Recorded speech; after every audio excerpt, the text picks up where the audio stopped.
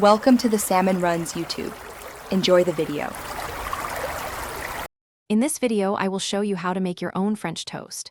First, let's gather our simple ingredients. You'll need 2 large eggs, 1/2 cup of milk, and 1 teaspoon of vanilla extract for that classic flavor. Don't forget 4 slices of your favorite thick bread, 1 tablespoon of sugar, and a small pinch of cinnamon. Finally, have some butter or oil ready to grease your cooking surface. These basic items are all you need to start this delicious breakfast. Now, let's create our delicious custard. Crack your 2 large eggs directly into a shallow dish or a pie plate, which will make dipping easier. Pour in 1/2 cup of milk, add 1 teaspoon of vanilla extract for a lovely aroma, and sprinkle in 1 tablespoon of sugar.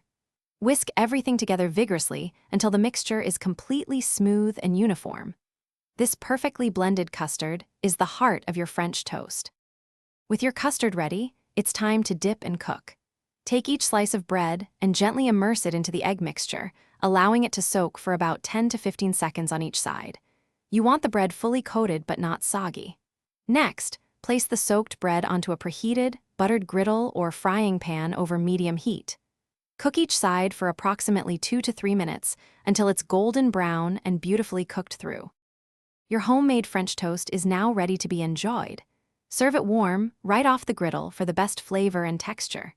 Get creative with your toppings. Fresh berries, sliced bananas, or a simple dusting of powdered sugar are always fantastic choices.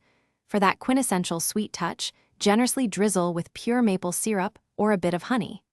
This delightful breakfast is perfect for any morning, bringing warmth and deliciousness to your table.